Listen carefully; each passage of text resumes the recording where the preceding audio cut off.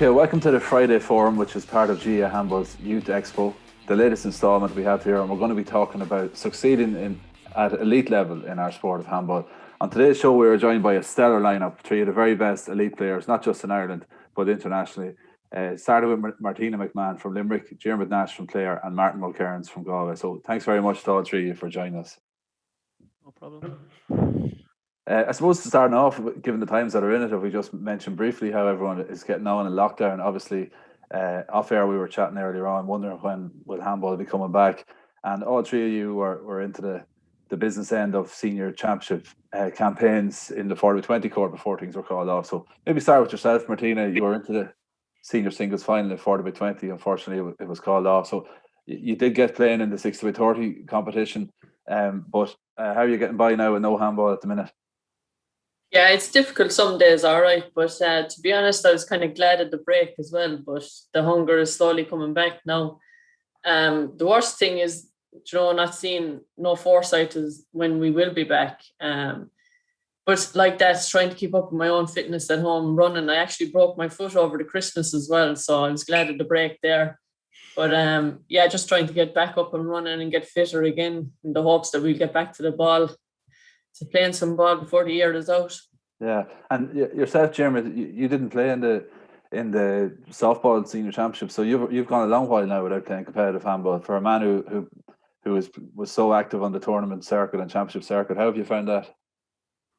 Yeah, so I don't really play the big alley, but so I kind of I suppose, to be honest, lockdown, I lost Martin in the semi-final there before lockdown. So, and then the following, that was on a Saturday, I think.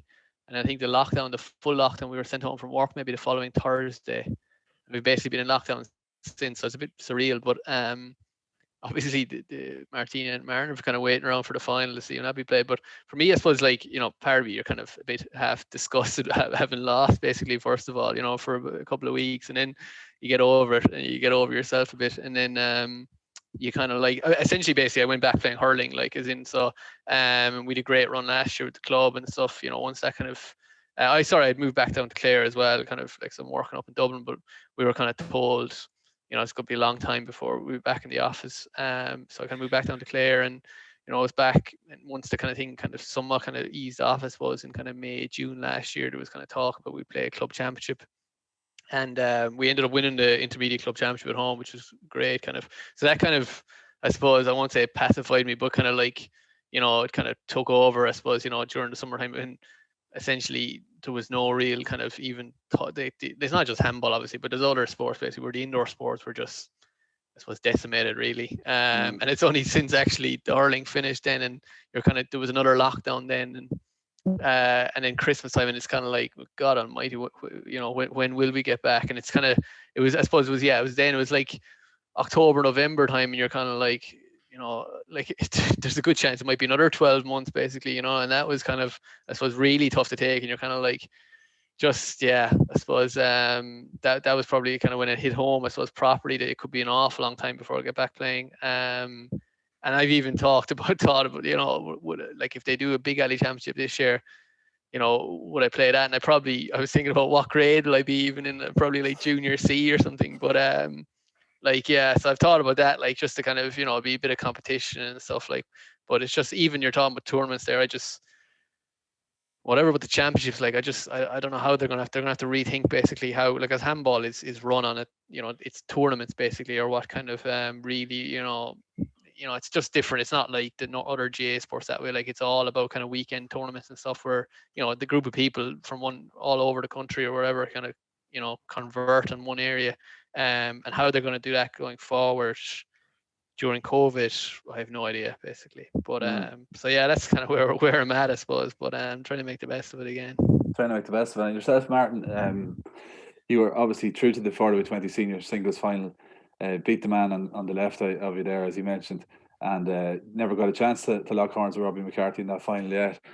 So I know you got playing the big alley, but how are you getting by at the moment yourself?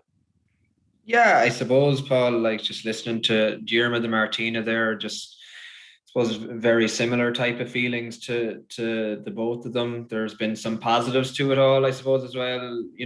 Probably Diarmaid mentioned getting back to Clare there. I would have been living in Roscommon, and kind of at home a few days a week, but like got to spend a lot more time with family than we would have otherwise. I did have a few niggles as well, which I hope now have improved. So, there have been some plus sides, and you have to try look at some of the positives, because as 𝗬𝗲𝗃𝗲𝗃 was mentioning there, and Martina did as well, that we don't really have a roadmap as such of when we'll be back. We don't know when that'll be.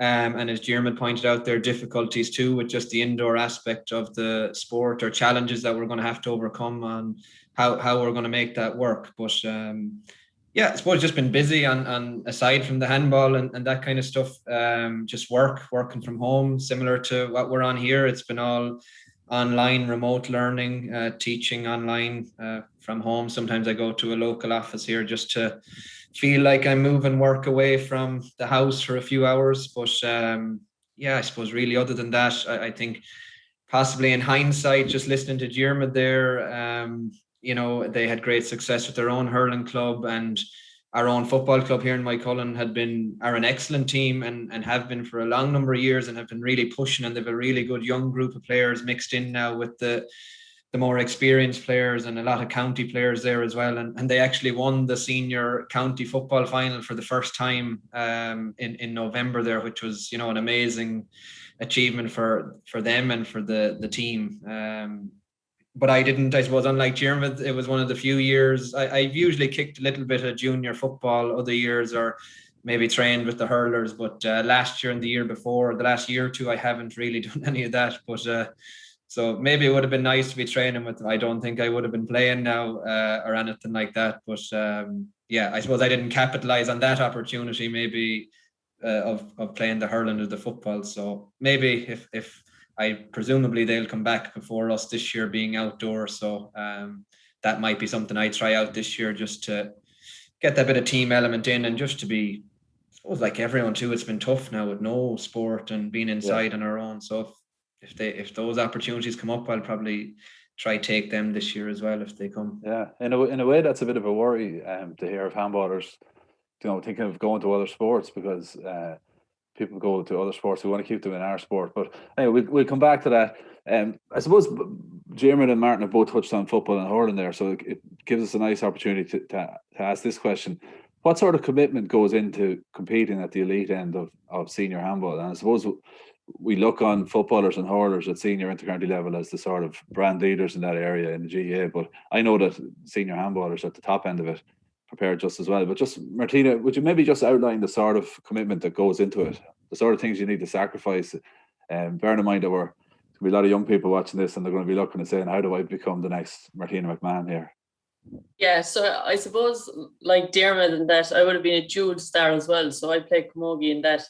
But then the handball, so it's obviously an individual sport, so there's a lot more commitment from yourself, self-commitment.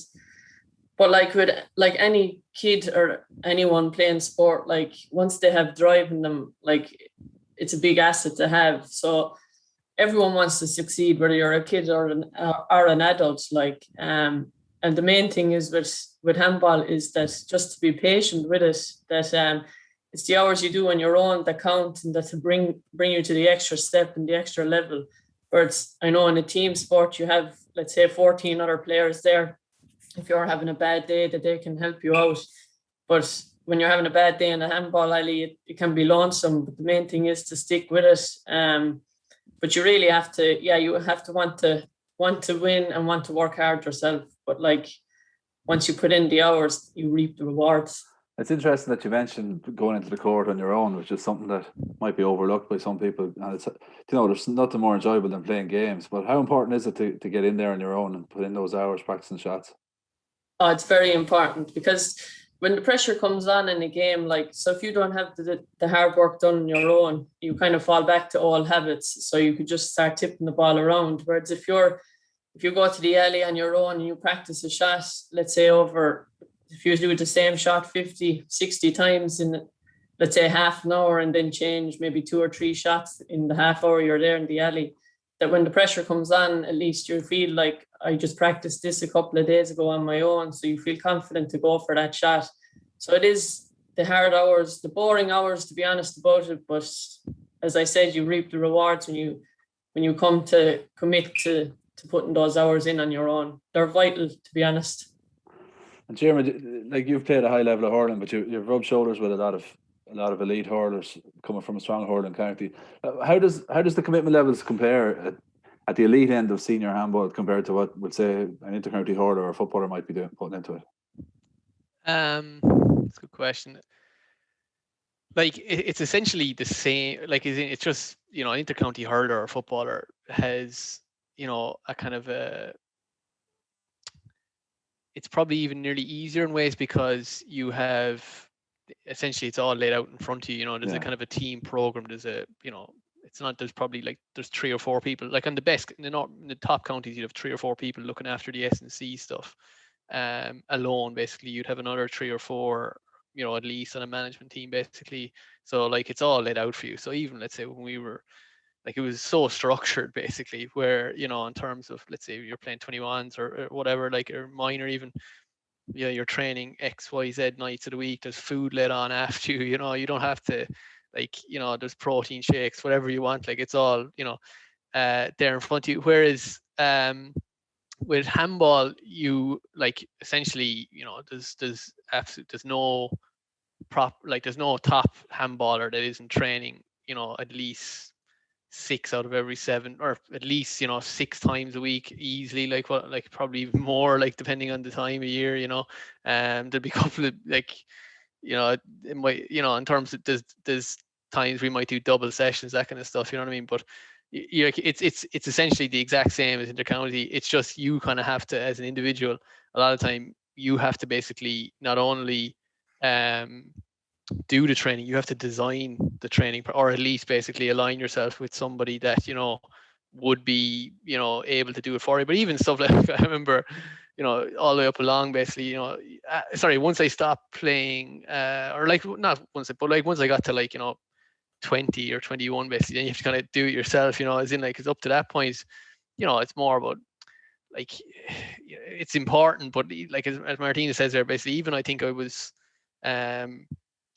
there is an element basically like of not specializing too early as well, like, you know, in terms of, so like even like my club at home, it in ways it's a good thing and in other ways it's a bad thing, but like there's a real, like, there's no like, it's all like when you go down playing, basically there'd be training on maybe 2 or 3 evenings a week when I was younger, and it'd be just games. It's all games basically. And then, as Martina says, you know, when I got to like I think I might have got to beaten in, like, I don't know, a Munster semi-final by like 𝗟𝗲𝗃 or Fergal. I remember talking to one of them and they were telling me about this, you know, they go in on their own to the alley, and I was just like, I have never done that, like, you know, as in, like, and as you get up to kind of grades and stuff, you know, you have to start doing, as Martina said, the kind of individual training on your own to just basically develop shots essentially. And that's something that's not really in hurling or football, where that kind of individual kind of on your own training, but like all them intercounty footballers and hurlers, you know, would be going out to the pitch and shooting, that kind of stuff, like, you know. But I guess what I'm saying is, you know, I played cornerback and hurling kind of thing. You can kind of play cornerback, and there's certain positions in the field where you don't really need all that kind of skill basically, or a huge amount of it. You need to be a very good athlete, obviously. Whereas in handball, if you don't have a certain shot, or if you have a weak hand or something, like, you're just going to get exposed as you go up the levels, you know. So there's no right way or wrong way of doing it, but definitely as you get, like, in, you know, early 20s basically, and kind of as you're progressing, like, as in, you know, I would say that there's nobody doing less than, you know, 6 evenings a week probably, which is kind of comparison of a normal intercounty footballer. Yeah. And Martin, your particular style of play, you hit the ball very hard, obviously, and you're known for that. So that doesn't happen by accident. Obviously, there's an element of strength and conditioning work that goes into that to generate this power. So maybe, without giving away any trade secrets to all your rivals who'll be watching here, including one of them here beside us, maybe outline what you might do, would say, in a week's training, when you would be training, you know, heavy training, would say pre-season or around that time. Yeah, I think it's everyone's different, Paul. I suppose is the one thing I would say, and I don't know would Diarmaid and Martina agree with me, but I think as my season kind of moves on a little bit, early on, I would say the 6 days would definitely be happening, and then there would be the double sessions maybe that Diarmaid alluded to there.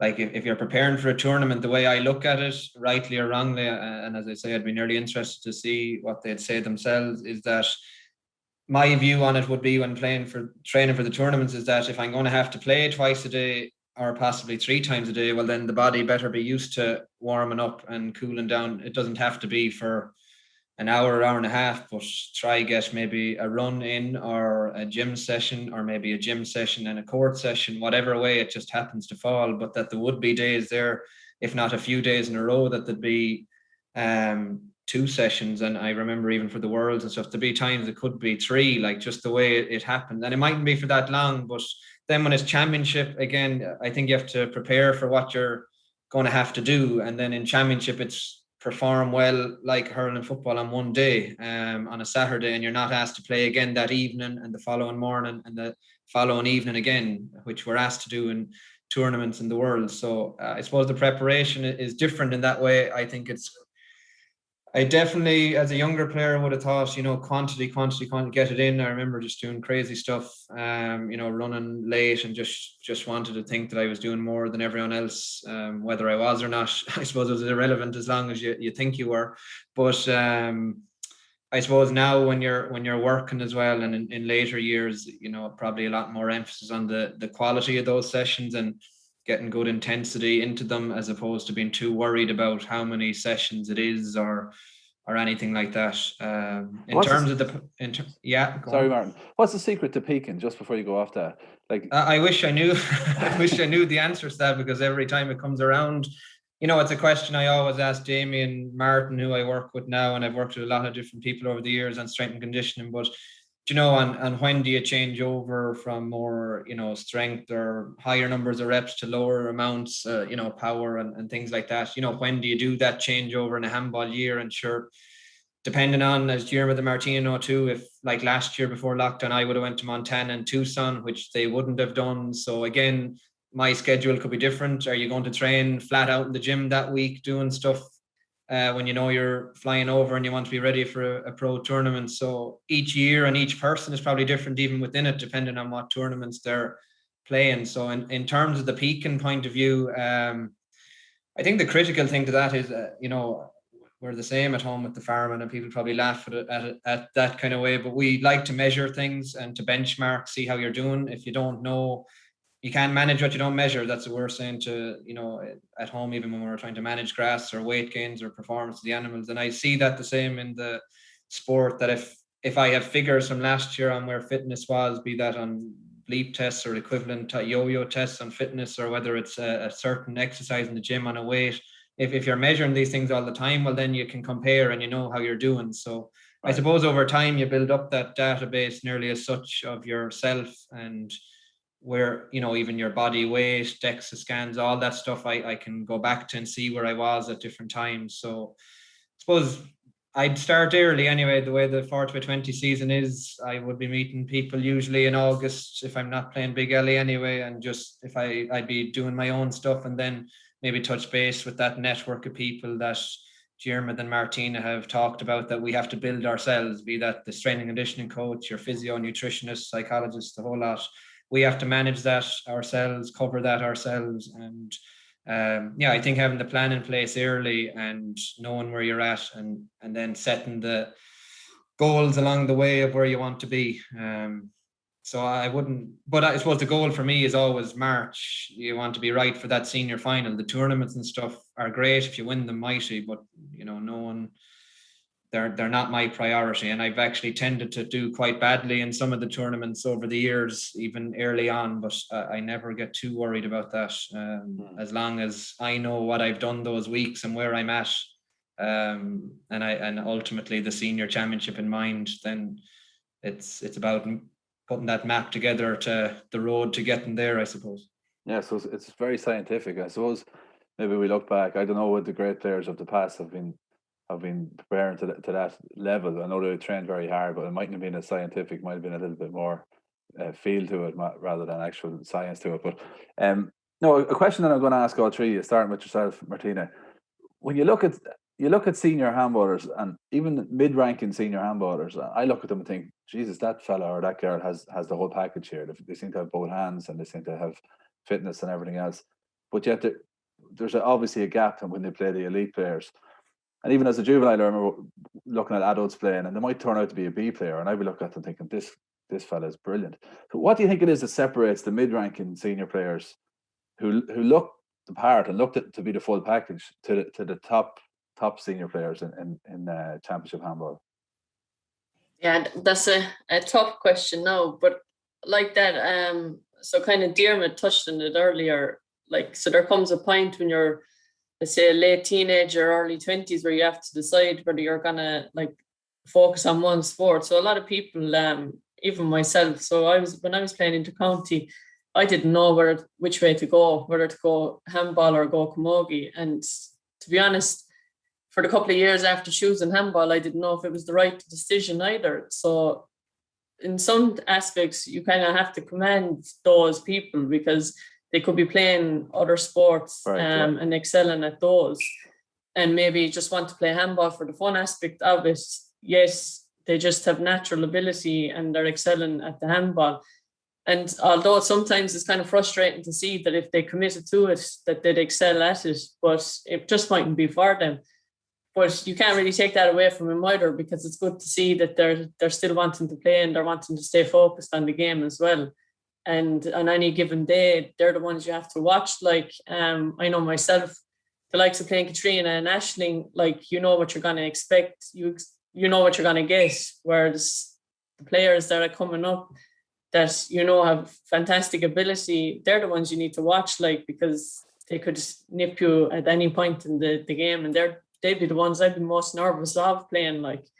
But yeah, I don't know. It's, as I said, it's a difficult enough question. Maybe if they just focused on the one sport, if that was the case. It's an interesting way of looking at it, yeah. So you're saying that some of those people might actually be overachieving rather than underachieving, as I'm kind of depicting them. Exactly, yeah. So I suppose kind of taking a positive out of it, I suppose. But yeah, interesting to see what the two boys say on that.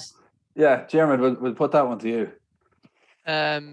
Yeah, like I think the short answer is it's like intangibles. Like, really, I mean, if you look at like any sport, basically, even tennis is a good example, where, you know, there's really no difference between someone that's top 10 in tennis in the world and top 50 in terms of ability. They both have, you know, roughly similar tennis serve, roughly similar shots, all that kind of stuff.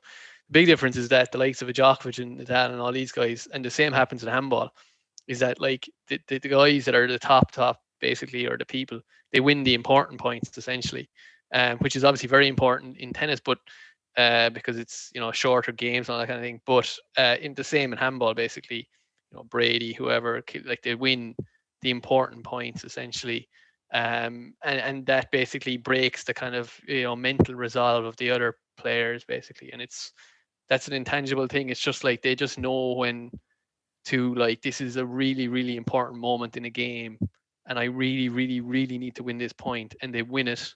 And then that basically breaks the kind of, you know, it might be like, I don't know, let's say 14 all or 15-14 or something, or let's say whatever it is, and then they just win that point, that puts them up 2, and all of a sudden then they'll win 2 or 3 more serves, and then it's all of a sudden it's 19-14 and the game is nearly over, if you know what I mean. But that 14 or say 15-14, that point there, if they had lost that, basically, then you're back into a kind of a good 2020 kind of thing. Then it's the intangible, basically, skill, or I guess you could call it skill or resolve, a mental, basically, fortitude or mental kind of strength, I suppose, to kind of know when I need to put the foot down here. This is a really, really important point. Obviously, then when those players are playing against the other top players, the other top player knows they need to win that point as well, and that's where you get great games. And, you know, that's when basically, you know, you're not going to win it all the time, but that's not to say that you didn't know it was an important point to win. Whereas I think that is probably, to me, the biggest difference between, it's not really, like, there's a bit of skill difference, obviously, but like in terms of, it's more like an intangible thing where they just know I need to win this point, and they win it. Yeah, and I suppose that's really a thing you can't coach. That's something that's just kind of innate. Yeah. Well, I mean, 100%. You can give someone, you know, all the kind of, you know, physical strength and all that, and you can give them the skill coaching and all that, but some people have, you know, as in, like, there's a reason, you know, like Michael Jordan was just ruthless, like, you know, as in like, and just like, and you know, when it came to the time to step up, basically clutch. It's a kind of a clutch gene, I guess, is the way you describe it. Like we call it clutch, or we call it, you know, but essentially all it is basically just it's an innate ability basically, and there's no kind of rhyme or reason to it. It's just some people know basically what to do in that situation and don't get flustered, I suppose is the way to describe it. Yeah. And Martin, the same question to you then. Yeah, I'd agree with Martina and Diarmaid on most things, but yeah, I wouldn't disagree with anything they've said. But I suppose the only thing I would add to it maybe is that I don't know, is it the difference between a top senior or not, but it's probably any sport. For me anyway, I just find that and I think Diarmaid might even be, and maybe chatting to Diarmaid and Jim someday, or I think Eugene Kennedy might have mentioned it at another time. Diarmaid might correct me, is that, you know, there's really, you're assuming at the top level, I suppose, that at top senior, any of those players that, and I always remember it's a thing my grandfather used to say, that there's no substitute for skill. You absolutely have to have the skills. But if we assume that, as Diarmaid said, that the players have had this access to the best strength and conditioning, which we all can access great coaches for that. And if you can, we can all go out and do our fitness training. You know, most of us, that's not a limiting factor. You know, so all those things can be accounted for, and we can access the court, as Martina said, to practice our shots. So I suppose experience is a lot of it as well, that it's something that comes with time, I suppose, for some of the younger players that you've been in that situation. Diarmaid spoke about Paul and other top players that seem to just, even when the things are close, they seem to be the one that grind it out in those tight situations. And a lot of that is probably experience as well, analysing their own games, footage, that if they had made a mistake before, that they learn from that. And when they're in that situation again, that they have learned. So experience, I would say, is one thing. And coming back to the thing that I would have spoken to maybe about to Diarmaid and Jim about at some stage over dinner, and I know Eugene probably mentioned at some stage, is that really when it comes down to the hands aren't really usually the decider. It's the top 6 inches and the bottom 6 inches of the footwork, I suppose, to get you there, and then making the right decision when you're there, I suppose. And I suppose something that's worked for me a lot is I would put a lot of emphasis on the psychology side of it, and probably making the breakthrough in 2018, I would say, if I were to look back at that database of figures that I talk about in terms of fitness or lifting, I would say there's very little difference to previous years. So again, it's like Diarmaid says, it's like an intangible thing, or maybe something I can't pinpoint, but there would have been a lot more emphasis on the mind and psychology and mindset that year, which, you know, that's the other aspect of it too, that maybe people don't focus on as much. Just to start with you on the next one, Diarmaid, following on just from the talk about psychology, and you talked about that clutch gene that players have, or top players have. Leaving that aside, and let's say all else is equal in terms of fitness, stamina, power, ambidexterity, and so on, the strategy comes into it then. So a lot of time, if I talk to players, especially for an interview, would say before a final or something, 90% of players would say, "Oh, I'm going in to play my own game. I don't worry about the opponent." I don't strictly believe that is always the case. But how important is it at the top level, strategy, that you watch video, that you pick out weaknesses that you can exploit, and you're thinking a shot or two ahead of an opponent? Yeah, it's a good question. I suppose it kind of depends who you're playing, obviously, you know, as in, you know, I can have all the kind of, you know, intention or strategy kind of, you know, or kind of, I can have a game plan built up in my head that I'm going to play. But like if I go in against Paul or Martin and they're hitting the ball at me like 1,000 miles an hour, basically, you know, you kind of have to adapt to the game as it unfolds. But like, as in, before I'd go play anybody, and I'm not talking, it doesn't have to be like a final or semi-final. It could be just like, even if in the tournament, you might get away, you know, with just basically going into the first round of a tournament, basically. But even then, I probably wouldn't. You know, I'd have still basically kind of thought about who I was playing, what their weaknesses are, you know. And then if I found the weakness, basically, it's not just a question of, you know, oh yeah, he's got a weak left hand or something. It's like, okay, I'm going to hit absolutely every single shot. I mean, every single shot down to his weaker hand. So and this happens, as Martin was talking about, kind of. So as the game goes on, basically, you could play a player and they could have a bad weekend or something, but at the start they might kill one or two, and then you'd see some players and they kind of stop hitting the ball down to their weekend. But as in, really all that means is that their arm isn't tired yet. So if you actually keep hitting the ball down there, basically, eventually first of all, their hand gets fatigued, or their arm gets fatigued, but also then their mind gets fatigued. But it's like, oh my God, why am I back in the left corner for every single shot, basically? Or, I'm always in the back foot. And it's about keeping that kind of, applying that kind of consistent pressure, I suppose. But in terms of before the game, that's obviously in the game, but I mean, before the game, you definitely have thought about, I'm going to try and, like, if I was playing someone that loved to kill the ball, which every player loves to kill the ball, but I'm going to try and basically keep the ball maybe up onto the roof as much as possible and kind of tire them out, or basically, I'm definitely not the hardest hitter in the world, so I'm not going to beat these guys if I'm playing a kind of a power game, essentially. You know what I mean? So I'm going to have to do something else. As in, like, I mean, I would have, historically, tried to, I suppose, model my game badly, but model it, on kind of like the way Tony Healy would have played, basically, where, he was obviously playing like Brady and these lads and the Americans who were absolutely walloping the ball at him, and he didn't have that strength as such. So you have to do something else, basically, No, that's not to say, like, we still, because the way the game is played, you still have to use a power serve, because it's just, you just get the most returns from it, really. But but is a power serve risky at times, though?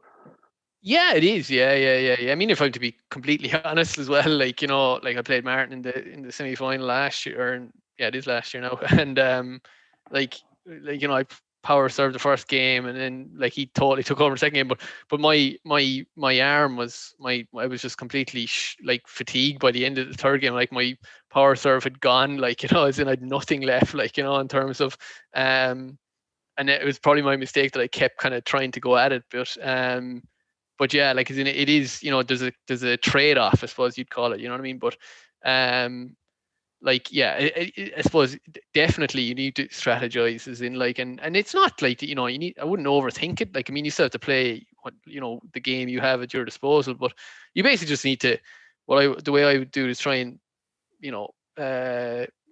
work the rally, basically, to put yourself in a position of strength, basically, and what I would be good at, basically, or try and get into that position. Now, doesn't always work like that. You're playing players that know what you're good at, and they're going to do the opposite to you. But I would definitely have thought about it deeply, and that obviously that comes back to watching players. But a lot of the time, it's watching what back yourself, basically, and what you did. You kind of learn more, I suppose, from kind of watching back your own games and kind of seeing what you might have done wrong, rather than kind of sometimes over worrying, about the strengths of other players, I suppose, is how I describe it. Excellent. And Martina, I know from talking to you before that Jimmer said players love to kill the ball, but you really love to kill the ball. And when games get tight, you try to kill it even lower on the front wall. And I know that's part of your philosophy. So when you're going into a game, like, how much do you think about opponents? Or, if killing the ball and being aggressive is so much a part of your game, how do you get into that mode? How do you get into the flow that you're getting opportunities and you are killing the ball? Yeah, I suppose I don't really have a plan B. If plan A doesn't work, I still go back to plan A. But yeah, I don't know. I just kind of get a thrill off of a power play. Like, so I know the shots, even Pat, like, or my mother, when I look out, they're like, what are you doing? It's a crazy shot. You shouldn't even be going for it. But yeah, I'd be a risky player, I suppose. But yeah, I just love power. I do, like, Diarmaid was referencing their fatigue. I never feel fatigue in my arms. Like, I suppose I kind of naturally am strong. I suppose it's in the family. But yeah, soft game, I can play it, but like that, I prefer power, go full out. Yeah, all I see when I go into the alley is basically the bottom brick, and that's what I'm going for. Whether it's right or wrong, I'm not going to change now. But yeah, to be honest, I just focus on that. I know you're saying that a lot of players say they don't focus on your opposition, but to be honest, I actually don't. It doesn't matter who I'm playing, whether they're way better than me or they're at a lower level. I'm still just going to go for the same game, no matter who I play. And yourself, Martin, like you've emerged in the last couple of years now. You've taken your big alley game to a new level in the last 2 years, I would say. Haven't traditionally been a 40-20 player, or I know you always played both, but haven't been stronger at 40-20. So how have you managed to take that big alley game? Is that a strategy thing, or is that just come from I suppose the new court in your home club and being able to play more of it, or have you actually changed how you played in the 60-30 court as well? Yeah, I think just listening to Diarmaid and Martina as well, I think one thing I'd be, if maybe it's, I don't know, is it an accurate summary of what Diarmaid's saying there, is, you know, that I don't want to come across wrong in what I was saying earlier, that I would look back at myself and how I play, but there is, of course, that flexibility has to be there in terms of that, as Diarmaid says, the game unfolds, things happen, and you just, no matter what, because I could be looking at myself playing Diarmaid, and that's fine. You could learn, oh, geez, my serve wasn't great there, my kills, but you could be playing someone completely different in the next game. And, you know, you have to just be flexible on adjust and play, as Diarmaid said earlier, play the right shot at the right time, the shot selection. As Martina says, there's plan A for her. And I suppose similarly, I probably I don't know, that's probably what I'm more known for, is a lower, harder style as well. You know, but I would be flexible to change and do like 2-wall lob serves and 3-wall serves and things like that as well. And, you know, in hindsight, looking back at my world final with Cillian Carroll, I was actually getting good returns into the left corner where the glass side and the back wall are meeting, 2 glass walls meeting off actually roof shots in there, and possibly should have played more. But I suppose to come back to your question then on the big court, yeah, look, that having the alley locally here has been a crucial for that. I suppose I've played a bit more of it as well, Paul, in the last year or two, in terms of went to the nationals and different tournaments in 2019, and you know, before we would have to go a 100-mile round trip to Williamstown. But I would have missed big court to see other years as well. After minor, I would have been a study abroad in Texas at one stage. I was in New Zealand in the back end of another year. So there were actually just years that I hadn't played at all. So when you lose a year like that, then when you come back, it's nearly trying to learn. It's been a while since you played and it wasn't your main one. So yeah, I would say the big court is just having the court there and traveling to more tournaments, again, practice. You have to have the skills. I would say I probably don't cut off enough still in big court. It would have hurt me probably a lot, even against Robbie there, to have any chance against someone that good, and own the previous year when you played the very best guys, as they have been over the last 10 years. I think, you know, I would still say there's a lot of room for improvement there to cut off a lot more. And I think it just comes back to maybe what Martina said at the start, time in the court and playing and practicing those shots. And I just wouldn't have over the years put in as much time in big court as I have in small court, for kind of, I suppose, for obvious reasons. We didn't have one here locally all the way up along. So but look, you have to be willing to learn and adapt, as Diarmaid says, and you have to be willing to try new things and to, as I say, keep learning all the time. And yeah, look, if I didn't win a game, and if I think there's a reason for that, and sometimes it could be fitness or not fit enough, and you know that's a part of it. But you know, I think actually in the big court, a lot of it for me would be possibly the right shots at the right time, and cutting off, controlling the centre a bit more would probably help me a lot. There's more to it than that, of course, but they would be low-hanging fruit, I'd imagine. Okay, and before we wrap up, because we've already gone over the time here, it's fascinating listening to the three of you. One question to all three of you, if you don't mind. One tip that you would give to young people watching this. So one tip for how to get by during lockdown, maybe how to cope, how they can improve and keep thinking about handball during lockdown, and the other for when lockdown is over, when they do get back into the court, be it in training games or in the court on their own, what they can do. So 2 tips really in reality we're looking for. So we'll start with you, Martina, on that.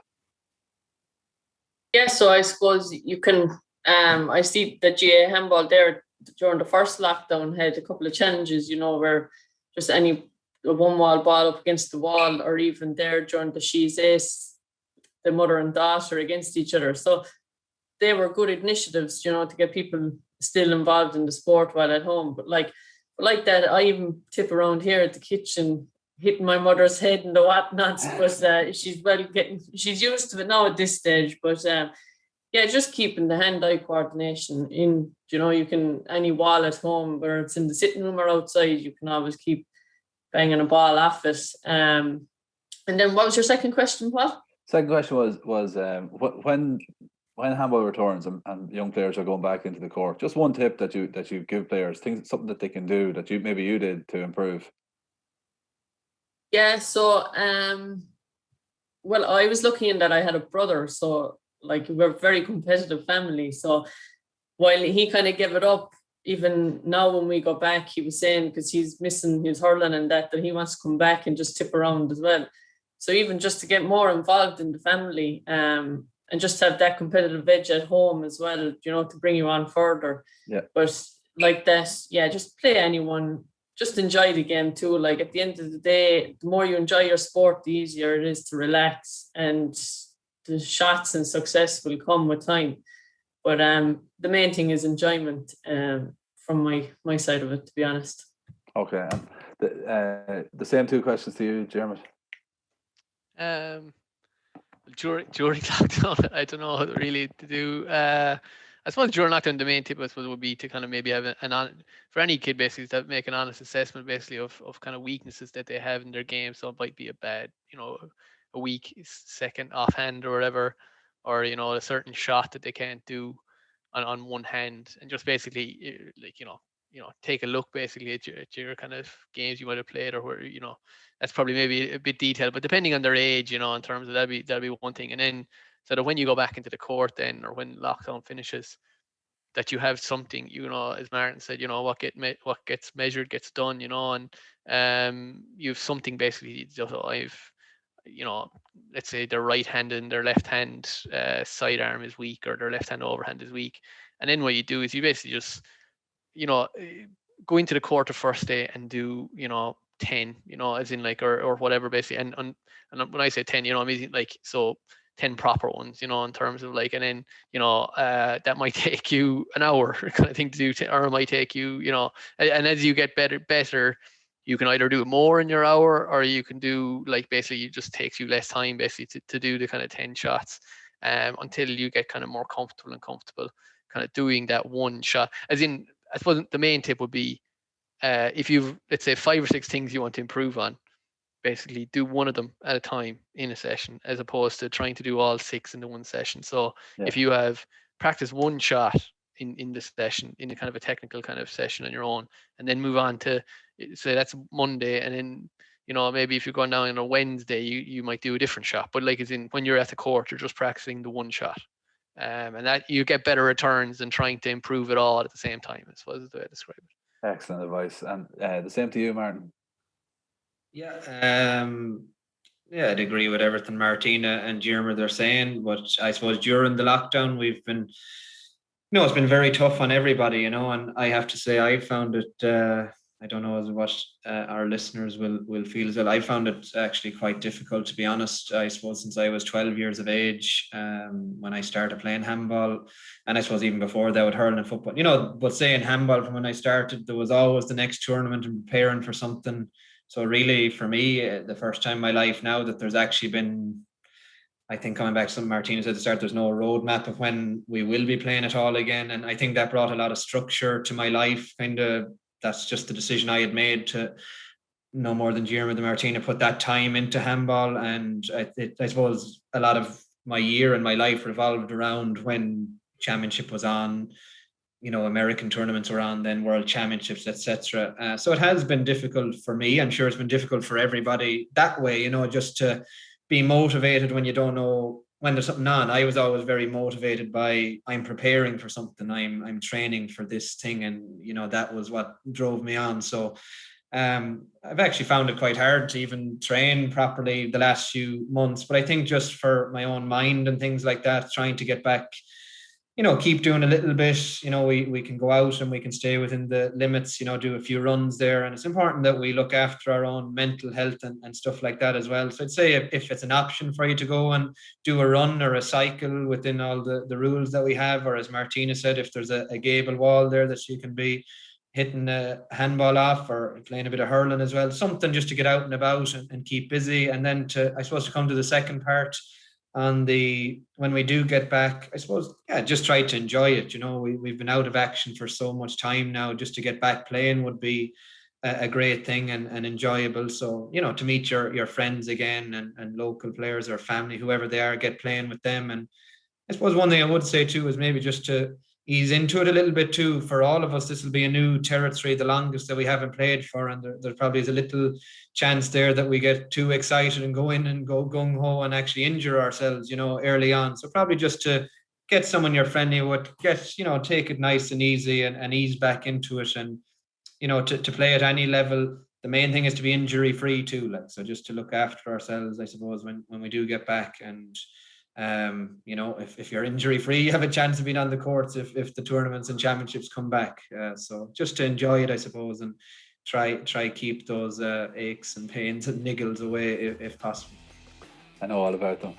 Listen, thanks very much to Martina, Diarmaid and Martin for giving up your time to talk to us here this afternoon. Absolutely fascinating to listen to, and we could have went on for another 3 or 4 hours because it was really great stuff. Thanks again, and best of luck to you all when Handball returns. Cheers, Paul. Thanks, Paul. 5